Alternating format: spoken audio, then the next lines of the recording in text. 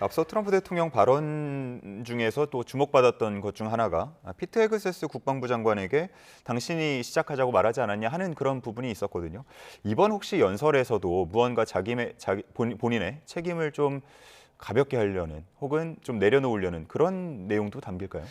저는 그렇게까지는 하지 않을 거라고 생각을 합니다. 오히려 지금 이번 연설에서는 그래도 국민들에게 지금 우리가 어디에 있다라는 이야기를 할 것이고요. 아마 이제 내부적으로 뭐 기자회견이라든지 아니면 기자들과 잠깐 이야기할 때 그런 식으로 이제 헤그세스에 대해서 뭐 책임론을 돌린다든지 이런 얘기를 할 것 같습니다. 물론 이제 트럼프 대통령의 입장에서도 그리고 미국 정부의 입장에서도 과연 이번에 이란 전쟁을 한번 돌아보면서 과연 이것이 최선이었는가라고 하는 것을 한 번쯤은 돌아볼 그런 기회가 될 것 같아요. 어떻게 보면은 지금 트럼프 대통령 같은 경우는 이번 1월 달에 있었던 베네수엘라에 대한 굉장히 전격적인 군사 작전을 통해서 성공에 대해서 좀 고무가 되어 있었던 것 같고 그리고 이번에 그러니까 힘을 통해서 뭔가를 할 수 있다는 것을 좀 느꼈기 때문에 이번에 이란에 대해서도 뭐 아니면 이스라엘과 함께 들어가면은 뭔가 성과를 낼 수 있지 않겠느냐라는 생각에 치우쳤던 것 같은데 아무래도 그것이 결국 상대가 베네수엘라와 이란 이게 역시 다른 상대였고 또 이란이라고 하는 뭐 40몇 년 동안 이미 신정 체제 아니면 군부가 이렇게 장악을 하고 있는 그런 나라에서는 전쟁을 통해서 뭔가를 얻어내기가 굉장히 힘들다라는 것을 배웠을 겁니다. 물론 이것을 가지고 이제 앞으로 내각을 운영을 하거나 아니면 외교 정책을 운영을 할 때 또 군사 작전을 운영을 할 때 반면 교사로 삼을 수 있는 그런 기회가 될 것이고 또 그런 부분에서는 뭐 인사적인 문제는 대통령 고유의 권한이기 때문에 그것을 나중에 본인이 어떻게 할 수는 있겠지만은 지금 이번 연설에서까지 굳이 헤그세스에게 그 책임을 미루는 것은 글쎄요 저라면은 지도자답지 않은 그런 행동으로 보일 것 같습니다. 종전과 관련된 내용이 나온다고 봤을 때 이어지는 이란 측의 예상 반응은 어떻게 볼 수 있을까요?